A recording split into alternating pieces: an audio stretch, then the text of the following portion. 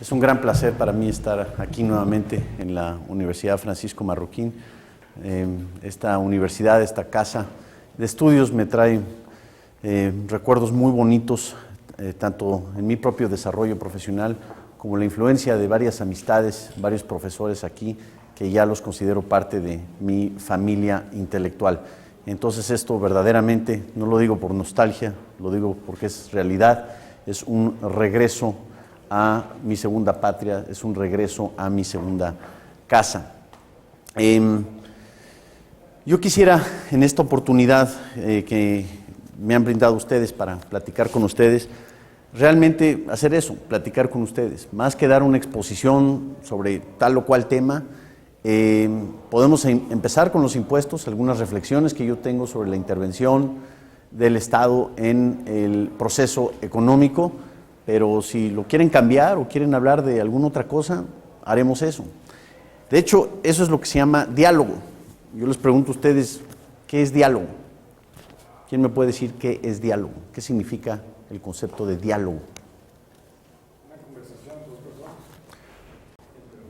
Sí, ok, dos o más personas, sí. La semántica, perdón, es un intercambio de ideas. La semántica de la palabra diálogo, ¿sí?, o el origen semántico de la palabra diálogo, viene de dialéctica. ¿Sí? ¿Qué es dialéctica? A ver, filósofos que han tomado sus clases con Armando de la Torre. Dialéctica es un proceso de conversación, ¿sí?, donde hay un razonamiento y donde se va depurando una idea, un concepto, un argumento. ¿Sí? Es decir, el concepto de una conversación civilizada implica entre dos o más personas, un diálogo implica el intercambio de las ideas que uno pueda tener con el fin de ir depurando, de ir mejorando esa idea y que al final de esa conversación exista el beneficio del intercambio. ¿Sí?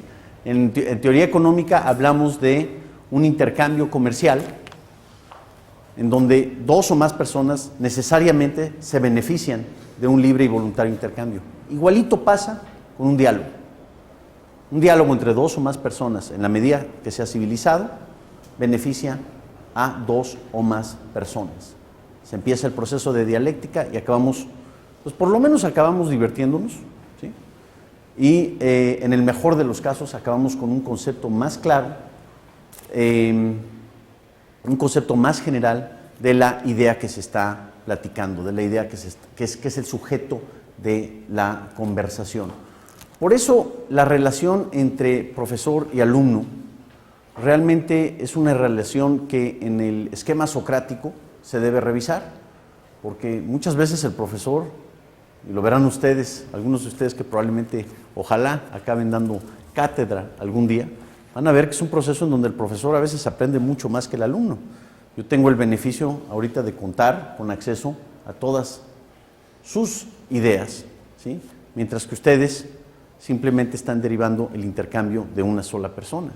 En ese sentido, esto me sirve a mí o le sirve a cualquier profesor en la medida que recibe muchísimo más retroalimentación de parte de el coloquio o de parte de la audiencia que está involucrando en esta conversación.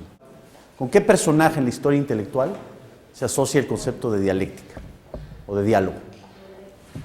Los diálogos Sócrates, ¿sí?, los diálogos socráticos, o sea, con Platón, ¿sí? Y Platón también habla de una concepción del Estado, ¿cierto?, de la relación entre Estado y sociedad.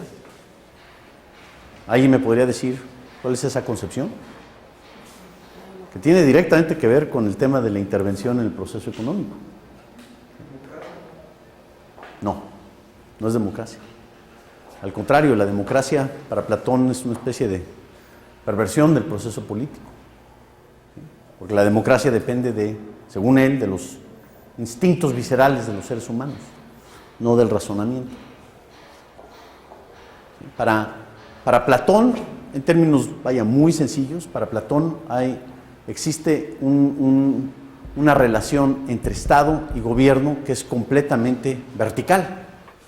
O sea, que hay un grupo de pensadores o filósofos, ¿sí?, enamorados del conocimiento, conocedores, valga la redundancia, del conocimiento, ¿sí?, que han visto o que tienen algún acceso privilegiado a la realidad real. Ahora estoy hablando como filósofo y me perdonan, ya después regresamos nos aterrizamos en la vida cotidiana.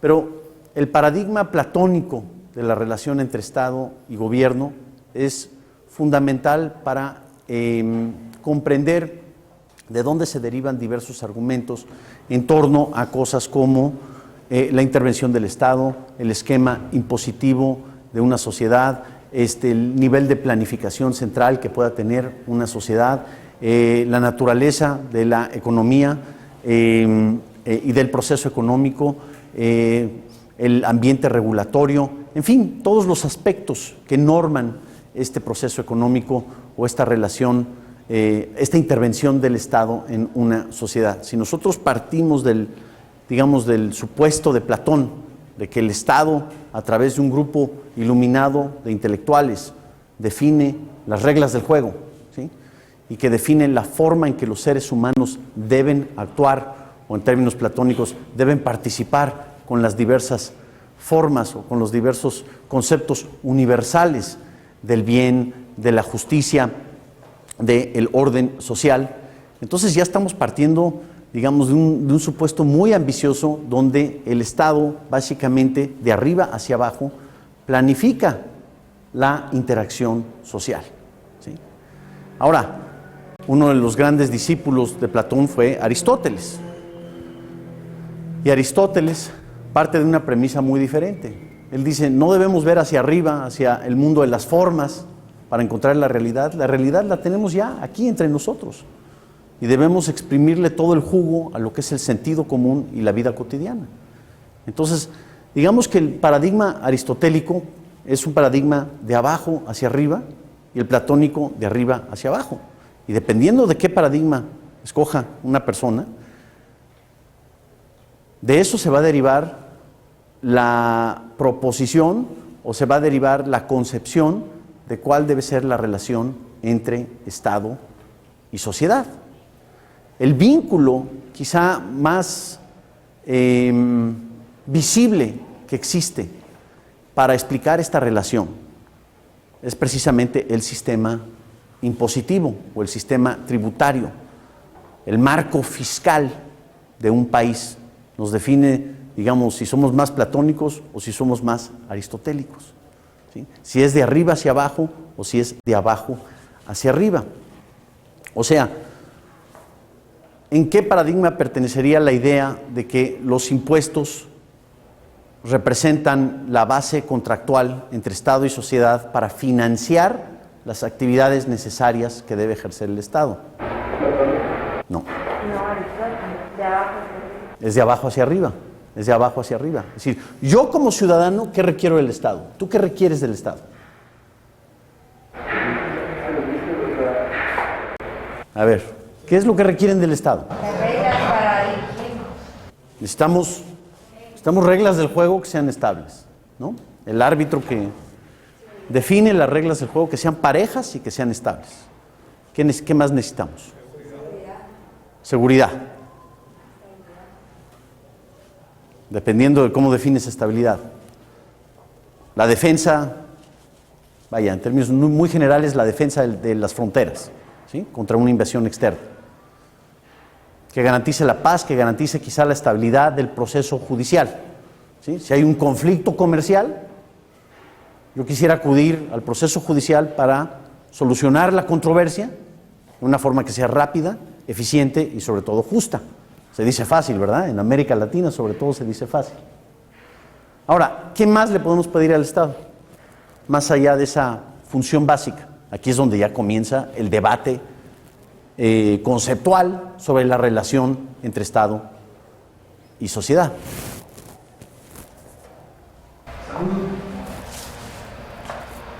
Salud. ¿Ok? ¿No? ¿Nada más? ¿Salud? Educación. ¿Qué más le podemos pedir? Servicios públicos. ¿Cómo cuál? Agua, transporte, infraestructura.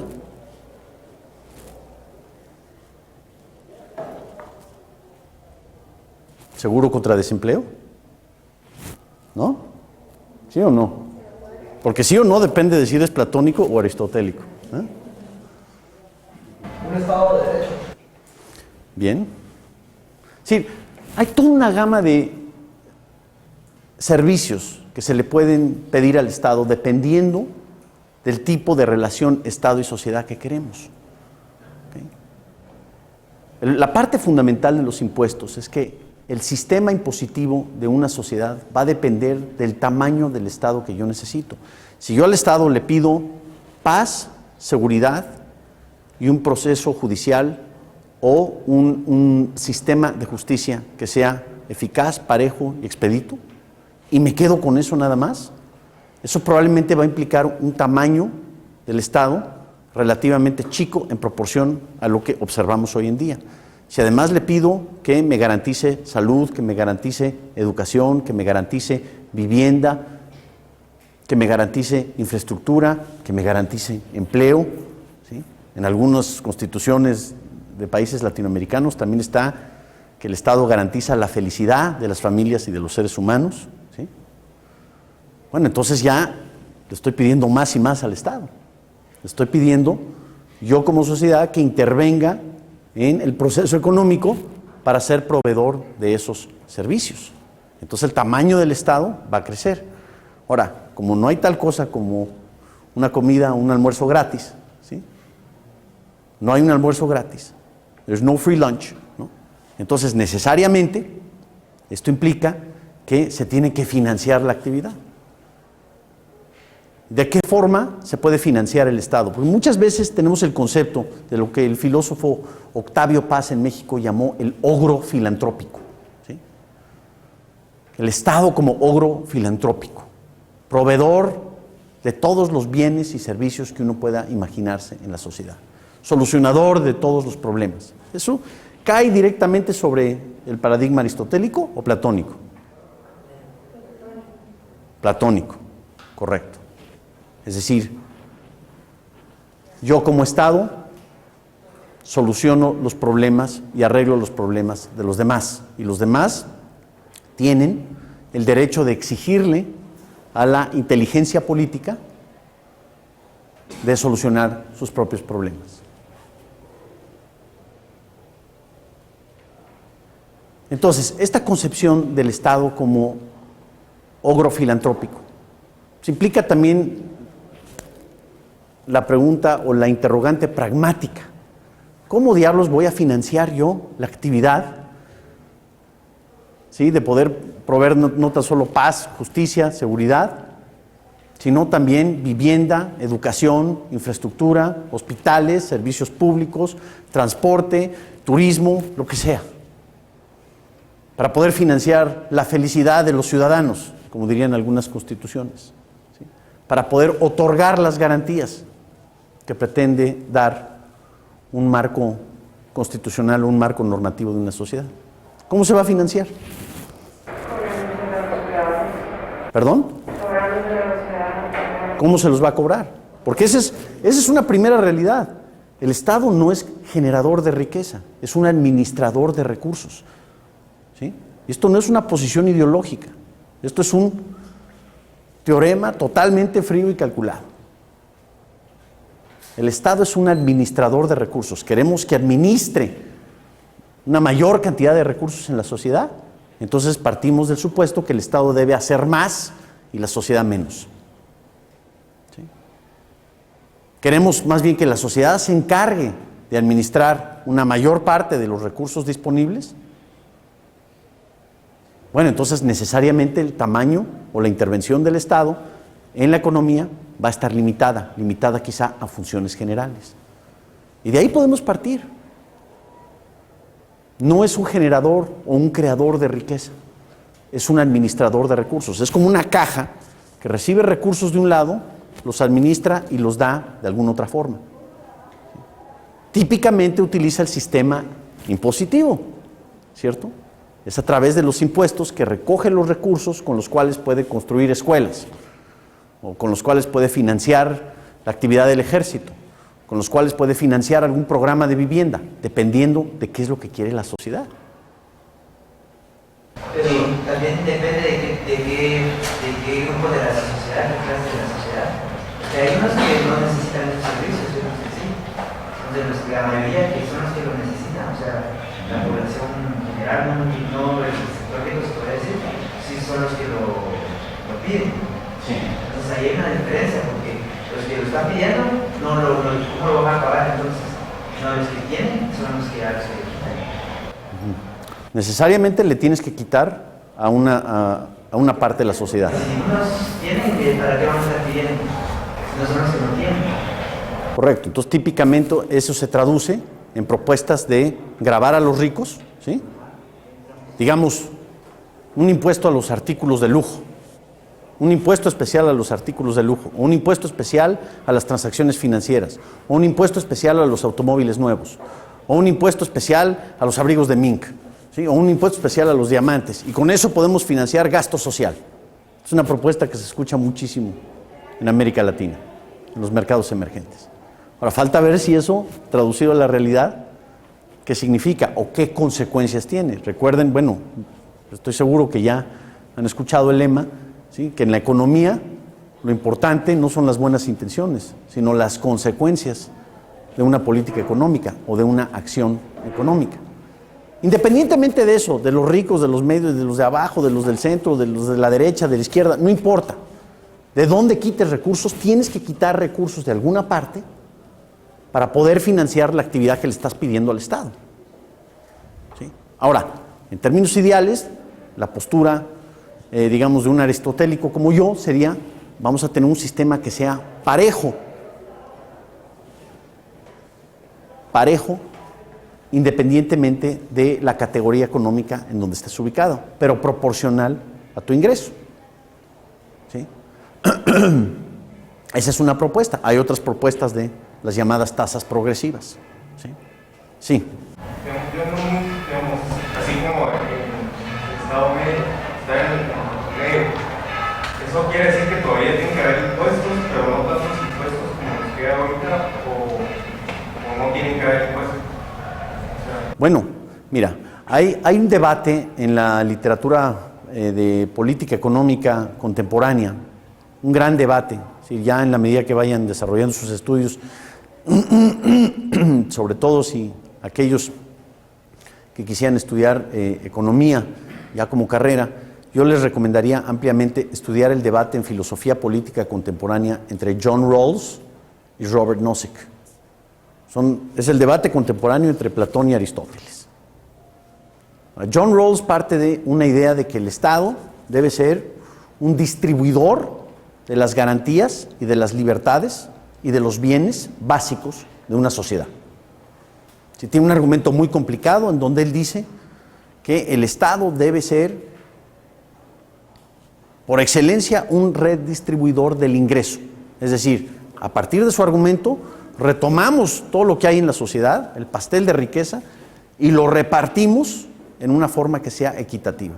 Y las desigualdades las voy a permitir solo si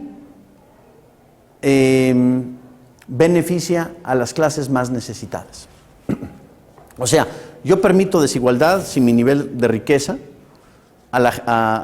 digamos, al último decil de una población, me sube de aquí a acá. En esa medida yo sí permito desigualdades, pero si no, todos parejos. Robert Nozick dice, no, espérame, todos tenemos derecho a la vida, a la búsqueda de la felicidad, a la propiedad, ¿sí? Y esos derechos son intocables. Nadie los puede violar, ni siquiera el Estado. Partiendo de ese concepto de la relación entre Estado y sociedad, implica que el impuesto es una contribución voluntaria para Nozick del ciudadano, ¿sí? Para poder financiar el servicio que tú quieres del Estado. ¿Sí?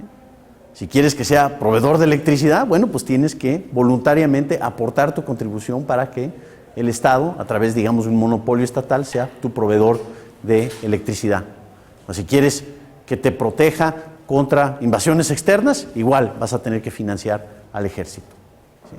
Bueno, estos ya son, como diríamos en México, rollos intelectuales de la academia iluminada, pero el punto es que una persona como John Rawls parte de una concepción muy diferente de la relación entre Estado y sociedad, mientras que Robert Nozick está presentando la otra cara de la moneda. Y de eso va a depender tu sistema impositivo. ¿Sí? Ahora, ya la eficiencia del sistema impositivo y cómo la vas a diseñar para poder captar los recursos necesarios para financiar las diversas actividades, ese ya es otro problema. ¿Sí? Lo van a ver creo que un poco más adelante con la llamada curva de Laffer, ¿no? ¿Cuál es el nivel óptimo de impuestos para aumentar la recaudación tributaria? Pero de eso no hablaremos el día de hoy. ¿Tenías una pregunta? Pero independientemente de aristotélico o platónico, yo creo que siempre se van a entrar de los impuestos para que el gobierno, así como al principio las necesidades básicas de la seguridad, el derecho a la propiedad y la paz, sí. Necesita recursos del gobierno para llevar a cabo eso. Pues, entonces, los impuestos, yo creo que desde los dos puntos sería incorrecto decir que ninguno necesitaría impuestos, porque el gobierno necesita de dónde tener para... Correcto, pero en el esquema de Nozick, de un contrato social, él se imagina una cuestión hipotética, que cuando nace el contrato social, bueno, yo como contribuyente, pues no quiero una bola de milicias o de ejércitos y viendo a ver cuál escojo la mejor, ¿no? Ya sería un estado de mafia, aunque hay varios que defienden esa postura, pero no nos vamos a meter a eso el día de hoy. El punto es que tenemos por el lado de una concepción, digamos, platónica, a un filósofo importantísimo, como lo fue John Rawls. Él acaba de fallecer, falleció el año pasado. Nozick también ya falleció hace algunos años. Los dos filósofos que impartían cátedra en Harvard, pero que definieron lo que es el debate político contemporáneo de los últimos 50 años. El debate en filosofía política contemporánea. ¿Sí? O estás del lado de Nozick o estás del lado de Rawls, básicamente. Entonces, si tú, requieres del Estado ciertos servicios, aunque sean limitados, quiere decir que el tamaño del Estado va a ser limitado en proporción a lo que es en otras sociedades. Si además le pides toda otra clase de servicios, ¿sí? Digamos, financiar educación básica para la gente más necesitada, o salud, o seguro contra desempleo, o infraestructura, o algún programa especial para poder generar empleo, varias de estas propuestas que escuchamos, bueno, entonces tu nivel de imposición necesariamente va a tener que ser mayor. No, vamos a dedicarnos a lo básico. ¿Cómo se puede financiar el gobierno? Si yo soy gobierno y ustedes son sociedad y me piden ciertos servicios, ¿cómo les puedo yo cobrar la factura de esos servicios? Puedo tratar de gravar a través de una serie de impuestos especiales a los ricos, entre comillas. ¿Sí? Quitarle al rico para redistribuirlo a través de el aparato estatal y dárselo a las clases más necesitadas. ¿De qué otra forma lo puedo hacer? Puede ser directamente a través de impuestos. ¿Sí? ¿De qué otra forma? Imprimiendo moneda. Esa es otra forma. ¿Sí? En América Latina se pensó en algún momento que, partiendo de la premisa que para estimular el empleo, sobre todo para garantizar el pleno empleo, ¿sí? Se tenía que llevar a cabo una política expansiva de los medios monetarios. Entonces, me dedico a imprimir billetes, ¿sí? A inflar la base monetaria, ¿sí? Y con eso puedo financiar toda clase de actividades. ¿En qué otra forma se financia el gobierno hoy en día? Bonos. ¿Qué tipo de bonos? Aquí para los bonos. Pueden ser bonos municipales, bonos estatales, bonos federales, pueden ser certificados de la tesorería, papel gubernamental, o sea, deuda. ¿Sí? ¿Y qué es la deuda? ¿Qué es la inflación y qué es la deuda al final del día? Son impuestos, son modalidades impositivas. Tenemos el impuesto que le podríamos llegar en una forma redundante, el impuesto impositivo, ¿no? Es decir, digamos, el impuesto al valor agregado, impuesto sobre la renta, impuestos especiales, los aranceles, ¿sí? Son impuestos. Pero la inflación es un impuesto monetario, ¿cierto? ¿Por qué? Porque al llevar a cabo una expansión monetaria, ¿sí?, en la medida que esto te genere una inestabilidad de precios, lo que se está deteriorando es tu salario real, tu poder de compra. Es una forma de quitarle, ¿sí?, riqueza a una parte de la sociedad para redistribuirla a través de un mecanismo, un aparato estatal. Y la deuda, pues la deuda es un impuesto diferido, porque la deuda la tiene que pagar. Y si no la paga, pues de todas maneras acabó quitándole recursos a la sociedad. Típicamente, ¿quién paga la deuda? ¿Quién paga el bono del Estado? Pues no, usualmente ustedes no, van a ser sus hijos o sus nietos. Por cierto, un paréntesis aquí. James Buchanan, ustedes seguramente han oído hablar de este gran economista que ha visitado la universidad en otras oportunidades. James Buchanan habla de un concepto llamado el erario inexistente. O sea, el gobierno coloca un bono, digamos, a 10 años, ¿sí?, recoge recursos de la sociedad, los utiliza para financiar vivienda, para financiar hospitales, para financiar algún proyecto de gasto público, gasto social, por ejemplo. Bien, ese bono vence en 10 años, alguien lo tiene que pagar, ¿sí? Típicamente, ¿cómo se va a pagar? Bueno, en 10 años tiene que tener o los recursos en las arcas, en la tesorería de la Federación, ¿sí? ¿Y en qué forma va a financiar el pago de ese bono? A través de impuestos, pero ya no van a ser impuestos quizá a nosotros, o sí a lo mejor. Pero si se aplaza la deuda, es una deuda en donde se le está cargando la imposición tributaria a futuras generaciones. Ahora, supuestamente nosotros como contribuyentes y como ciudadanos, en la relación entre Estado y ciudadanos, tenemos poder de votar de qué es lo que queremos del Estado. En Buchanan aquí apunta un problema que hoy en día aquellos que estudian políticas públicas no han enfrentado con la seriedad que se requiere. Pero si mi tataranieto ya el gobierno lo tiene endeudado, ¿sí?, digamos, hubo una intervención en el sistema bancario, fracasó la intervención y queda una enorme deuda pública. No importa, porque la podemos tirar a 50 años. Ah, bueno, pero en 50 años alguien va a tener que pagar esa factura. Y ese alguien no ha nacido todavía. No tiene poder de votar qué concepción o qué relación entre Estado y sociedad se quiere. Sí.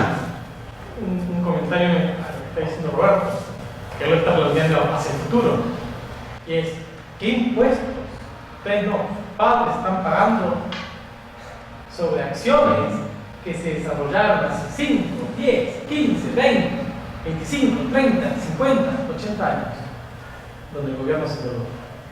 Muchos de los impuestos actuales que se recaudan es para pagar deuda vieja. Y en algunos casos esa es una proporción enorme.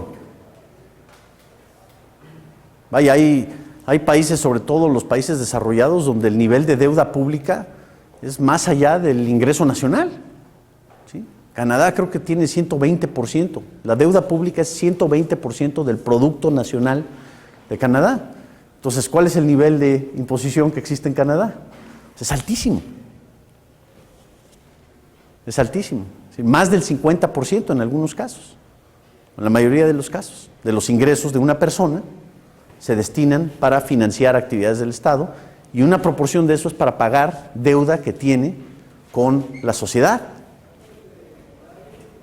Ahora, ¿tuvimos nosotros algún poder de decisión? Pues todavía no habíamos nacido, ¿cierto? Entonces Buchanan plantea cómo es posible que le pidas a un contribuyente una aportación cuando ni siquiera tiene vida. Buchanan deriva la conclusión radical que debemos declarar una moratoria sobre la deuda pública y que no debe haber deuda pública. Otro argentino muy querido en esta institución, Alberto Venegas Lynch, también ha llegado a la misma conclusión, que debemos prohibir la deuda pública, pero ya no en términos económicos, ya en términos morales. Estamos endeudando a generaciones que literalmente no tienen vela en el entierro, literalmente no tienen poder de decisión. No hay forma de involucrarlos en el diálogo sobre el tipo de sociedad que queremos. ¿Sí? Por lo menos vamos a darles oportunidad que cumplan 18 años o que cumplan la edad suficiente para ser miembros ya políticamente hablando de la sociedad antes de endeudarlos. Entonces, un problema filosófico que existe con la deuda pública. Pero en fin, esas son las tres formas en que se puede financiar el Estado hoy en día: a través de impuestos, a través de inflación y a través de deuda pública. Pero el punto importante es que independientemente de la forma en que se pueda financiar la actividad del Estado, está retirando recursos de una parte de la sociedad para destinarlos a otros. Y una pregunta que nos tenemos que hacer ¿es justo este proceso de redistribución? Uno. Y dos, ¿es eficiente este proceso de redistribución? Una tercera sería, ¿qué consecuencias tiene en el mediano y en el largo plazo? Así es como se debe analizar la propuesta de un programa de gasto público o la propuesta de una estructura impositiva. Perdón, tenías una pregunta. Sí, con respecto a eso que decía que me daba, o sea que en vez de dejarle referencia a las próximas generaciones, les estamos dejando deuda, estamos consumiendo lo que ellos van a producir. Exactamente, le estás quitando, cada quien va a producir, digamos, un pastelito, ¿sí? Y ese pastelito los unimos y nos queda lo que es el pastel de riqueza de una nación. ¿Sí? Todavía antes de que ellos produzcan su pastelito, ya le estamos quitando parte de su pastelito. Es una buena forma de plantear el dilema que nos presenta James Buchanan sobre el concepto de la deuda pública. Son erarios literalmente inexistentes, futuras generaciones que ya son parte del sistema tributario. Y así que fácil, ¿no? Porque tus flujos a futuro son infinitos. ¿Sí? Entonces hay propuestas gubernamentales, pues ¿qué importa? Nos seguimos endeudando porque siempre va a haber contribuyentes en el futuro. Siempre va a haber contribuyentes en el futuro. Entonces vamos a endeudarnos permanentemente. Y simplemente lo que hacemos es una reestructuración de la deuda pública para tirarla a futuro. En México lo que hicieron en 1995 con el rescate del sistema bancario, el costo del rescate del sistema bancario fue 30% del Producto Nacional Bruto. 30%. ¿Okay? Y bueno, se hizo a través de 30 años, 1% anual. ¿Sí? O sea, mis hijos hoy tienen 7 y 6 años de edad. ¿Sí? Y ellos, en el año 20, en el año 25, en el año 30, ya van a estar aportando a ese rescate. Sin embargo, ¿de quién fue la culpa de ese colapso bancario? Típicamente, bueno, aquí ya nos metemos a otro tema, pero típicamente pues, fue culpa de algún factor que no estaba dentro de mi control. Esta es una reacción generalizada que existe dentro de los gobiernos. Y como esos hay muchísimos otros ejemplos que se pueden dar. En Argentina el rescate bancario de los 80 fue de 55%, alrededor de ese número, ¿no? 55% del Producto Nacional Bruto. El famoso Savings and Loan Crisis de los Estados Unidos fue de tan solo 3%, aunque en términos nominales fue tremenda, en términos absolutos fue tremenda la cantidad, $300,000 millones o algo por el estilo. Y también se reestructuró como un pago a largo plazo. Al final del día, digamos, una corporación que emite deuda, si no paga la deuda, el que responde tiene que ser el accionista de la compañía, el miembro del consejo de la compañía. Aquí el que responde pues, es el miembro del consejo, o sea, el contribuyente, pero ciertamente no los contribuyentes futuros. En fin, esas son las tres modalidades a través de las cuales se puede financiar el Estado.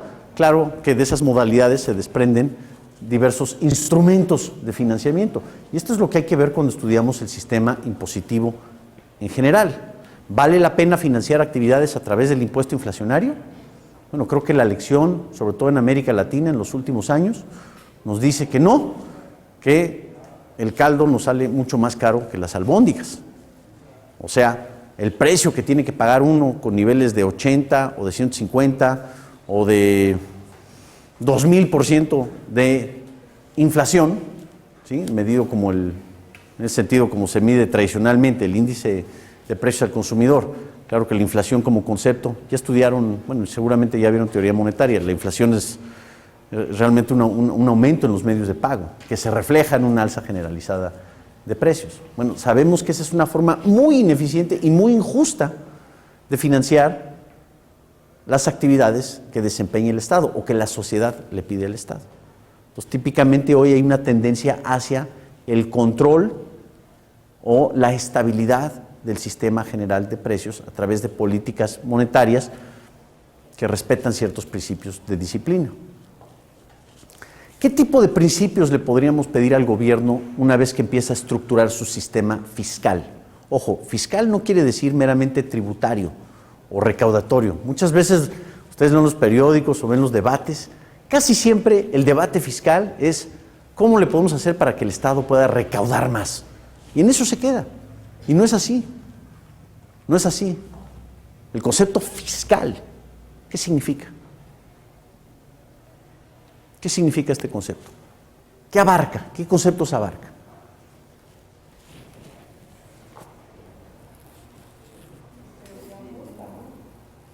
De las reglas A ver, muy sencillo, ¿sí? El presupuesto de una casa, ¿qué implica? La administración del presupuesto de un hogar, ¿qué implica?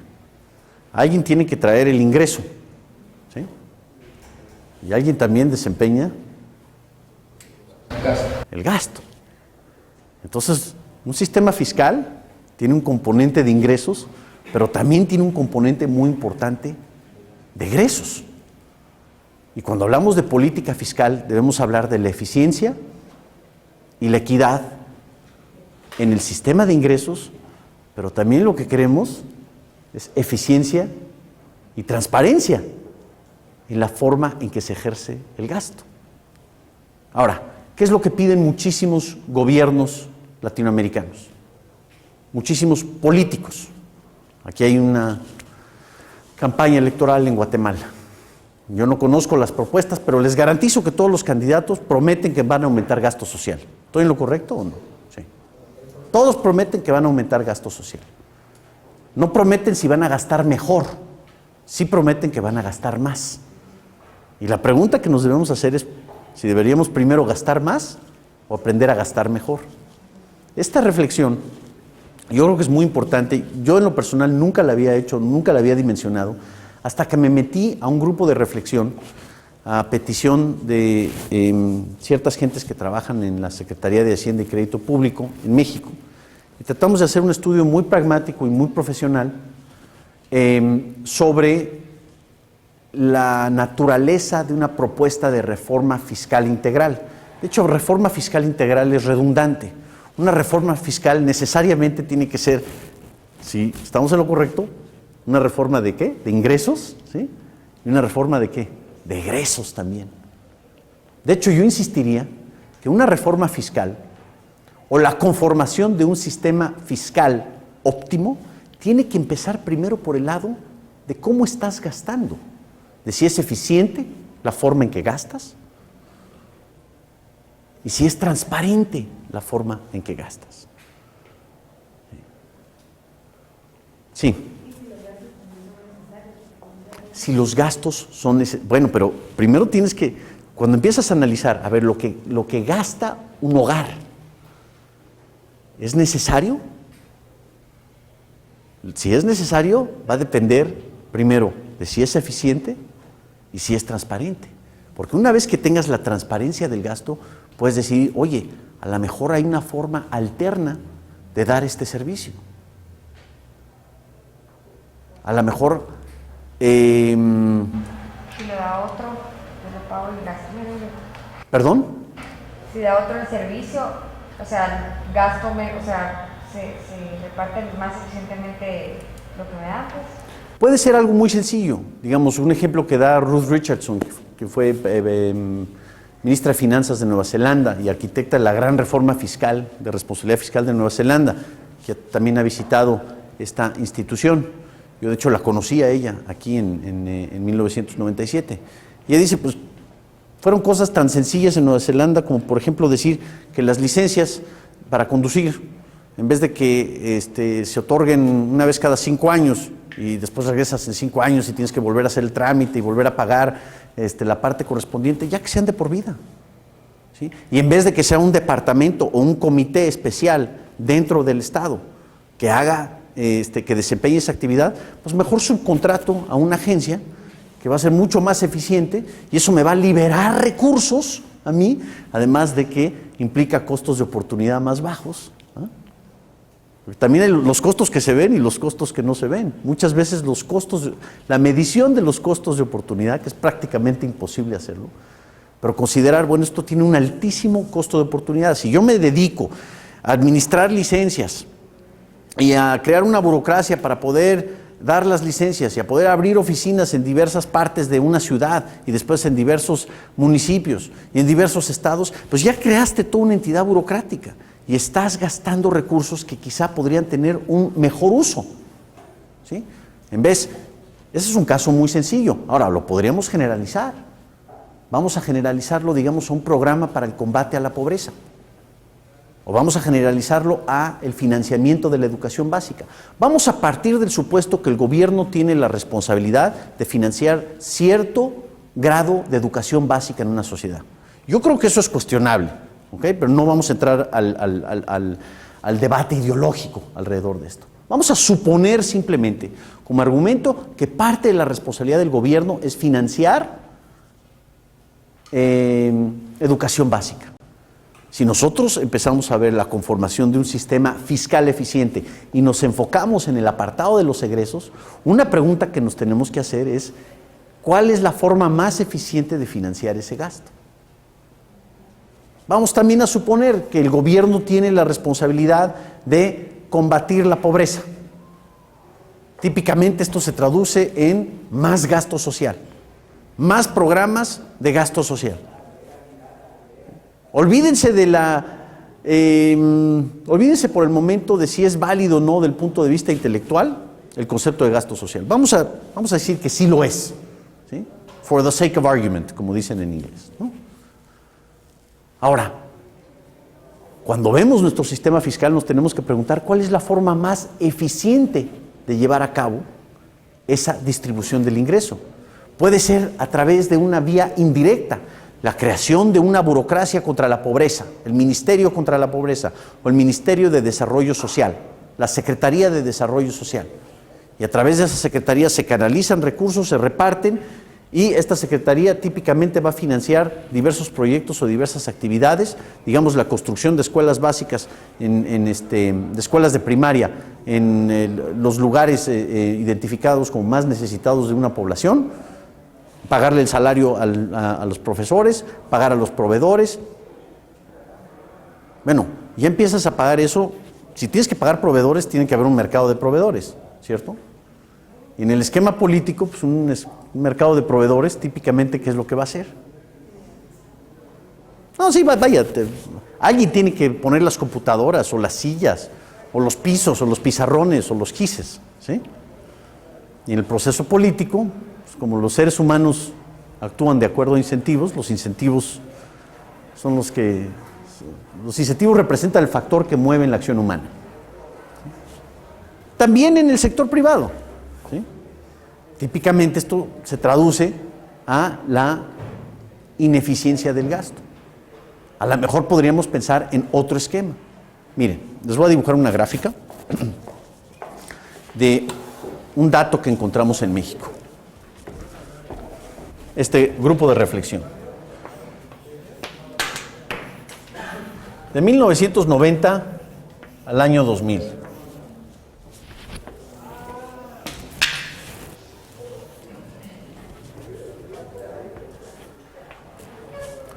Tenemos por un lado que el gasto social como proporción del gasto federal ha aumentado de 30 centavos de cada peso que gasta el gobierno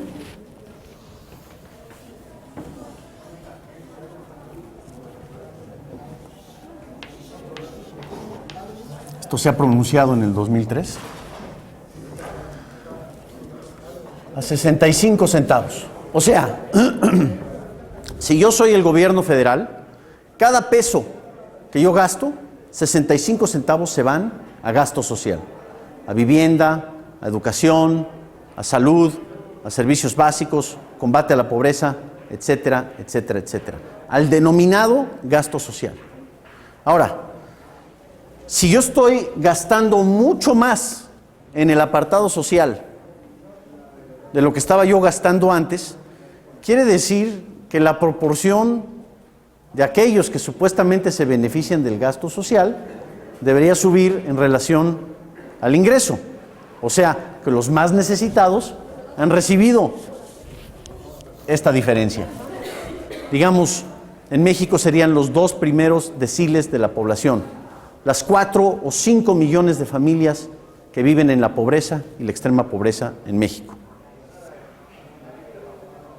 ¿Estamos de acuerdo?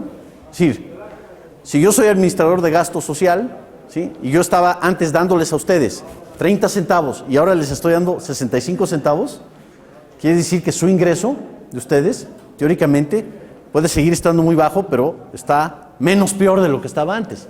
¿Estamos de acuerdo en eso? Bueno. Pues de 1990 al año 2000, la participación de las familias más pobres de México ha pasado de 5% del ingreso nacional a 4%. Que uno podría decir, bueno, pues es un puntito nada más. No, es una disminución de 20%. ¿Qué nos dice esta gráfica? Y esta la podemos replicar en muchísimos países. ¿Qué nos dice esto? Si el gasto social ha subido, pero la condición de los más pobres ha empeorado. ¿Perdón? Una redistribución muy ineficiente de la riqueza.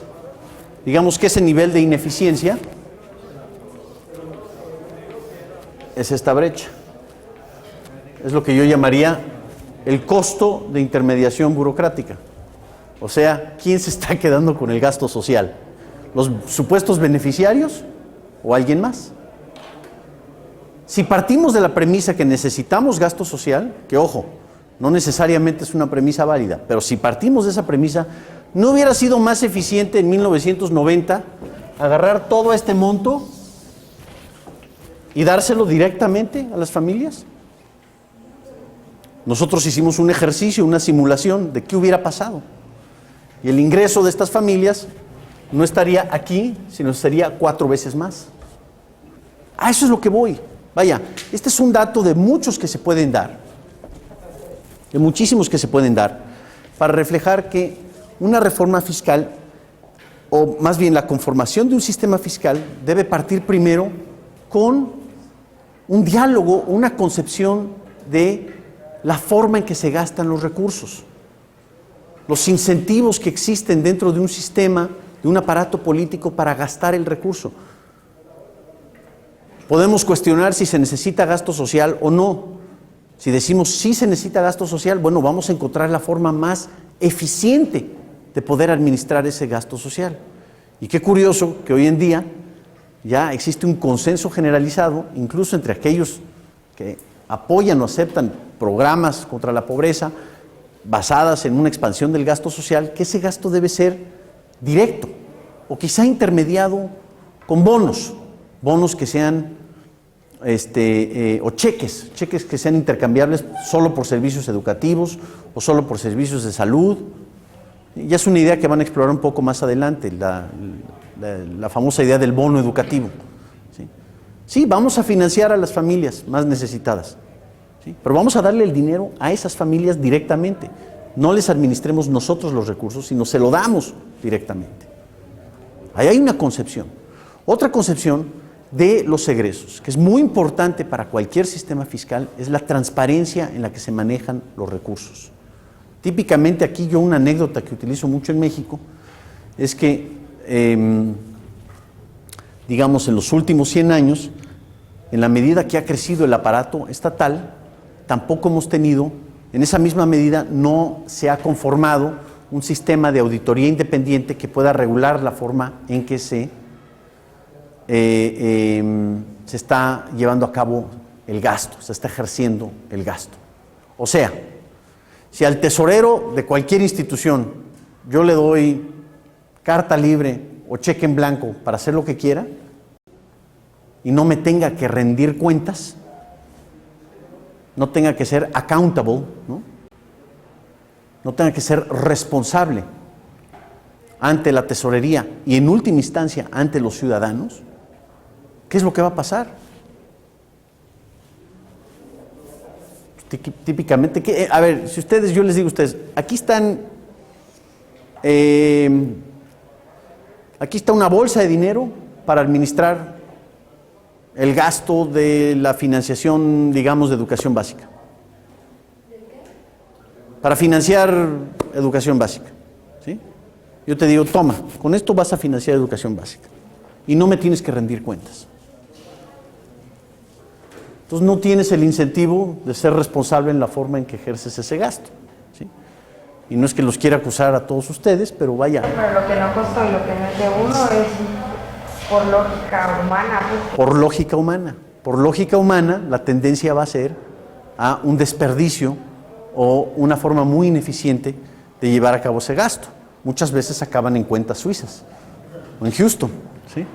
Y digo, les puedo hablar de muchísimos casos. Entonces, la transparencia en la que se ejerce el gasto es fundamental para la eficiencia de un sistema fiscal. Por el lado de los ingresos, ¿qué es lo que podemos pedir? Digamos, ahí hay dos principios fundamentales. Un sistema fiscal, independientemente del tamaño del gobierno que queremos, un gobierno que sea limitado, un gobierno que queremos que se meta en absolutamente todo. Independientemente de ese tamaño, nos tenemos que cuestionar la eficiencia en la que se ejerce el gasto, uno, y la transparencia en la que se ejerce el gasto. Esos dos principios son fundamentales para la conformación, vaya, desde el presupuesto de un hogar hasta la tesorería de la federación. Fíjense, son principios de sentido común y muchas veces se nos olvidan en los debates fiscales, incluso en los debates intelectuales alrededor de lo que es la política fiscal o el sistema de impuestos. Si yo quiero un gobierno que se meta en absolutamente todo, eso no quita el hecho que debo cuestionarme que debe ser eficiente la forma en que se ejerce el gasto y transparente la forma en que se ejerce el gasto. De ahí nace entonces el tipo de sistema de ingresos o de recaudación que voy a tener. Y ya sabemos que una forma de llevar a cabo el ingreso, la forma inflacionaria, la modalidad inflacionaria, resulta muy ineficiente y peor aún, sumamente injusta, que implica un retraso económico. Entonces puede ser a través de deuda pública, pero deuda pública sabemos que implica tributos en un futuro, es simplemente diferir el impuesto. Al final del día tenemos que ver la estructura de impuestos y qué impuestos queremos. Pueden ser impuestos en donde graben solo a los ricos para darle a los pobres. Y si partimos de la premisa de que somos seres humanos, ¿sí?, y yo te empiezo a grabar absolutamente todo, ¿qué va a hacer el rico? Tratar de evadir los impuestos, que pasa aquí y en China, en todo el mundo, en cualquier momento y en cualquier tiempo. Suena, digamos, muy romántico decir, vamos a grabar los artículos suntuarios, los artículos de lujo, los automóviles nuevos, ¿sí? Un debate que tenemos en México, sé que ya se me está acabando el tiempo, pero con esto trato de redondearle. Un debate que tenemos en México es, yo a ver si los pongo a consideración. Hoy en día en las propuestas de reforma fiscal, ¿sí?, se quiere bajar el impuesto del valor agregado del 15% al 10%. Pero varios representantes políticos están pidiendo, muy bien, lo bajamos a 10%, pero 0% para alimentos y 0% para medicinas. Es decir, alimentos y medicinas no los grabamos. Y bueno, salen los intelectuales, bueno, pues tampoco graben los libros. Ok, está bien, porque los intelectuales son muy famosos y muy importantes, tampoco vamos a grabar los libros. La industria automotriz empieza a decir, oye, pues los automóviles son más importantes que los libros, ¿sí? Y los cafetaleros también, no, pues el café también, no lo podemos grabar, o las revistas no se pueden grabar. Entonces ya todo el mundo está pidiendo una exención, una deducción, un privilegio fiscal, los transportistas. ¿A qué les parece a ustedes esa idea? Digo, bajar el impuesto del IVA del 15 al 10%, pero 0% para alimentos y medicinas. ¿Te parece justo? ¿No? ¿No te parece justo? Bajarlo sí, pero que solamente a algunos se le dé. No, espérame. La gente más necesitada no puede pagar 10% sobre alimentos y medicinas. ¿Les vas a pedir que paguen 10% sobre alimentos y medicinas?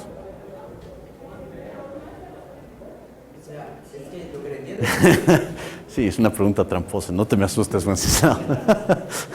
Sí. Yo lo que creo es que el mercado, o sea, finalmente lo único que va a hacer es distribuir entre todos, ¿verdad? Entonces, si yo le quito a unos, le estoy quitando algo que posiblemente podría ser más productivo. El dinero que yo le estoy quitando al de los automóviles, ¿por qué le va a dar con eso? Él va a darle empleo a muchas más personas y va a generar riqueza que finalmente pues, va a beneficiar. Pero es muy difícil comunicar ese punto, el costo de oportunidad o la productividad del recurso que se está utilizando. Hay el fenómeno conocido como crowding out. Simplemente tú quitas parte del pastel, pues le estás quitando recursos a la sociedad que posiblemente se pudieran haber llevado a cabo en una forma más eficiente. Sí. Bueno, mi opinión es que no bajar la simplificación, sino solamente no grabar medicinas y alimentos, y dejar la alimentación para el resto. Pero no grabar medicinas y alimentos. Bueno, yo también consumo medicinas y alimentos. ¿Sí? Pero yo sí puedo pagar el 10%. Ruth Richardson también dice, en materia fiscal, y esto recuérdenlo que es importante, es quizá la parte más importante de cualquier concepción de impuestos que puedan tener, de cualquier estudio del sistema impositivo. En materia fiscal, el privilegio de uno siempre equivale a la pérdida de otro. O sea, que si yo le estoy dando un free lunch, literalmente por no gravar alimentos y medicinas, quiere decir que esos recursos se están financiando de otra parte. ¿Sí? Y digamos, las tortillas que consume Carlos Slim, el hombre más rico de América Latina, tienen 0% de impuesto al valor agregado. Ajá. Pero la chaparrita, porque los refrescos no son comida, fíjate, todo depende de definiciones. Los refrescos sí son sujetos a un 15% de IVA hoy en día. Y el refresco que consume el albañil que le construye la casa a Carlos Slim sí paga el 15%. Y eso indirectamente está financiando el free lunch. Es regresivo, fíjense, es regresivo. Se piensa que es muy justo, pero una vez que analizamos las consecuencias, resulta que estamos... ¿Quién es el que más consume? El que más tiene. El que más tiene. Entonces, en la medida que tú le des una exención fiscal al consumo, le vas a dar una exención fiscal al que más consume. La mayor parte de ese privilegio se la va a llevar el que más consume. Pero suena muy romántico decir, bueno, bajamos el IVA, pero tasa cero para estos productos, sin considerar el costo de oportunidad que pueda tener el uso de esos recursos, o sin considerar la naturaleza del sistema económico, o del sistema impositivo, perdón. Lo más importante del punto de vista de los ingresos es, primero, el sistema tiene que ser parejo. Si queremos impuesto al valor agregado, no hagamos exenciones, porque en esa medida estás creando los incentivos para que siempre te metas en el régimen más bajo, que sea absolutamente parejo. Si el IVA va a ser del 20, del 15, del 10, del 5 o del 2, no importa, tiene que ser parejo. Ahora, de aquellos que no puedan pagar dadas las condiciones, bueno, vamos a ver en qué forma podemos compensar eso, pero ciertamente no a través de reglas del juego que aplican a un sector de la población y otras reglas del juego que aplican a otro sector de la población y otras reglas del juego que aplican aún a otro sector de la población. Tienen que ser parejos. También yo diría, tienen que ser bajos. Lo más importante de todo, que es lo que ignoramos hoy en día en los debates de impuestos, tienen que ser sencillos. Dos conceptos y con esto terminamos.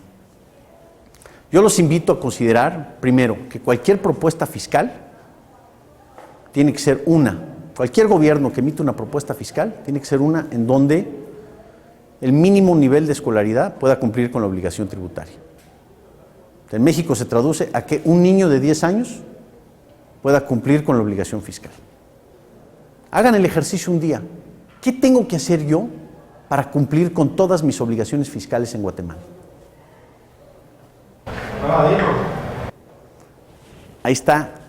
Cuando tú empiezas a acumular todos los costos de cumplir con todo lo que hay en términos de obligación tributaria, impuestos especiales, impuestos sobre la renta, impuesto al valor agregado, todos los impuestos que tengas, muchas veces te vas a encontrar con que, oye, pues mejor incurro el riesgo de evadir que la oportunidad de cumplir con mi obligación tributaria.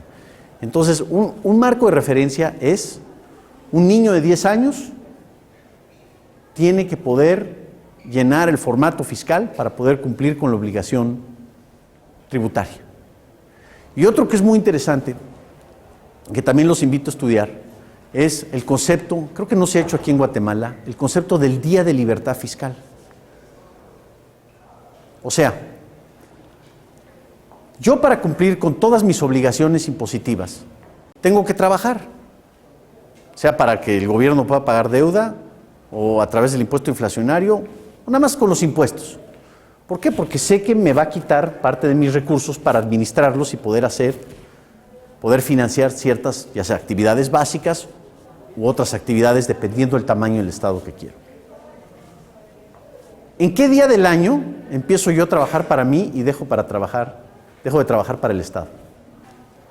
Hay ciertos días del año que yo, como trabajador, tengo que dedicar para financiar las actividades del gobierno.